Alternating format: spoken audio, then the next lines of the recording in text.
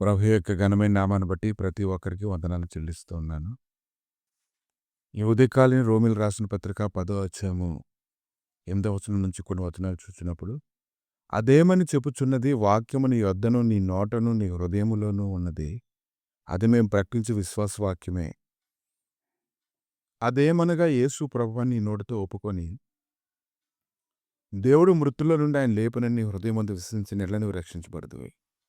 ఏలి అనగా నీతి కలుగునట్లు మనుషుడు హృదయంలో విశ్వసించును, రక్షణ కలుగునట్లు నీ నోటితో ఒప్పుకొనును. ఏమనగా ఆయన యందు విశ్వాసముంచి వాడెవడునూ సిగ్గుపడ్డని లేఖనం చెప్పుచున్నది. ఏలి అనగా నీతి కలుగునట్లు మనుషులు హృదయంలో విశ్వసించును, రక్షణ కలుగునట్లు నోటితో ఒప్పుకొనును. దేవుని యొక్క మాటలు ఉచ్చరిస్తున్నప్పుడే ఆ యొక్క మాటను బట్టి నీకు నీతి కలుగుతుందని ఆయన మాట్లాడుతూ ఉన్నారు. కనుక ప్రభువు ఆయన మృతుల నుంచి లేపడ్డానని నీ హృదయం విశ్వసించినట్లా, అటువంటి గొప్ప విశ్వాసం నీ హృదయంలో పుట్టినట్లయితే ఆయనందు విశ్వాసముంచి వాడు ఎవడునూ సిగ్గుపడ్డని లేఖనం మాట్లాడుతాం. యూదుడని కానీ గ్రీసు దేశస్థుడని కానీ భేదం లేదు. ఒక్క ప్రభువే అందరికీ ప్రభువై ఉండి తనకు ప్రార్థన చేయవారు అందరి ఎట్లా కృప చూపుటకు ఐశ్వర్యవంతుడై ఉన్నారు. ఎందుకనగా ప్రభువు నామమును బట్టి ప్రార్థన చేయవాడు ఎవడో వాడు రక్షించబడును. కనుక ఈరోజు నువ్వు ఏ ఏ విషయాలు అయితే ప్రార్థన చేస్తున్నావో ఆ ప్రార్థన చేయడానికి ముందు ఆయన గురించి నీ హృదయంలో ఎటువంటి విశ్వాసం ఉందో నువ్వు చూడు. అదృశ్యకరంగా పనిచేసే ప్రతి ఆటంకాలు కూలిపోతాయని నువ్వు గ్రహించాలి. ఒకవేళ నువ్వు విశ్వాసం ప్రకటించకపోతే, విశ్వసించకపోతే, ఆయన గురించి అయినటువంటి సరైనటువంటి గ్రహింపు లేకపోతే నీవైతే ప్రార్థన చేయలేవు. నీ ప్రార్థన చాలా బలహీనంగా ఉంటుంది. నువ్వు వింటున్నావు కానీ అది నీ హృదయంలో నాటబడడం లేదు. దానివల్ల నీ హృదయం ఎప్పుడు శూన్యంగానే ఉంటుంది. నీ నోరైతే ఉచ్చరిస్తుంది, నీ హృదయం అయితే ఒప్పుకోవడం లేదు. నీ మనసులోంచి ఏ విధమైనటువంటి బలము పుట్టడం లేదు.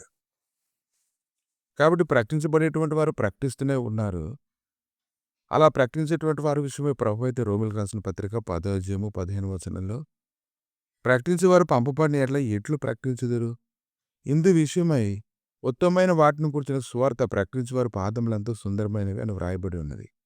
అయినను అందరూ సువార్తకు లోబడలేదు. ప్రభువా, మేము తెలియజేసిన సమాచారం ఎవడనమని అనేసి చెప్పుచున్నాడు కదా.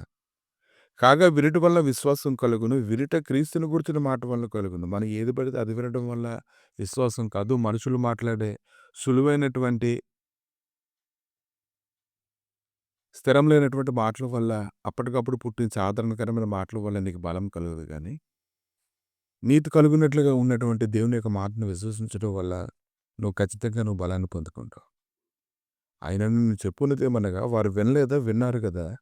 వారి స్వరం భూలోకమందు అంతటికి వారి మాటల బుద్ధిగంతముల వరకు బయలువెళ్ళెను.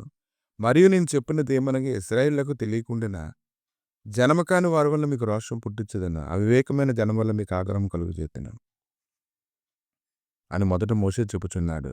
మరి యెషయా తెగించి నన్ను వెతకని వారికి నేను దొరికి తిని, నన్ను విచారించిన వారికి ప్రత్యక్షమైందని చెప్పుచున్నాడు. ఇశ్రాయేలు విషయమైతే అవిధేయులు ఎదురాడు ప్రజలకు నేను దినమంతి నా చేతులు చాచితినని చెప్పుచూ ఉన్నాడు. కనుక నీ విశ్వాసం ఎలా ఉందో నువ్వు పరిశీలన చేసుకొని, అది బలముగా ఉందా, బేటల వారిందో చూసుకొని, ఈరోజు స్థిరమైనటువంటి విశ్వాసంతో ఏ రోజుకి ఆ రోజు నిన్ను స్థిరపరచుకోగలగాలి. క్రీస్తునందు ఉన్నటువంటి విశ్వాసం చెదిరిపోకున్నట్లుగా నీ హృదయంలో బలం పొందుకొని, నువ్వు బలం పొందుకున్న తర్వాత నీ గదిలో నుంచి నువ్వు బయటకు రావాలి. ప్రతిరోజు వ్యక్తిగతంగా నువ్వు సిద్ధపడాలి. నువ్వు సిద్ధపడేటువంటి విధానమే ఆ దినమంతా ప్రతి దినము నువ్వు నడిపిస్తుందని నువ్వు తెలుసుకోగలగాలి. ఎందుకంటే నీ పక్షంగా ఉన్నవాడు ఆయన ఎంతో శక్తిమంతుడిగా ఉన్నాడు.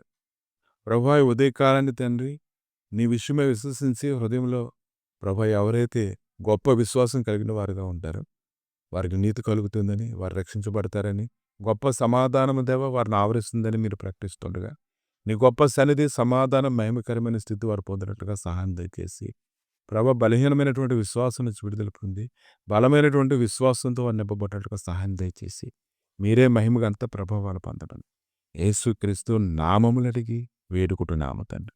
ఆమేన్.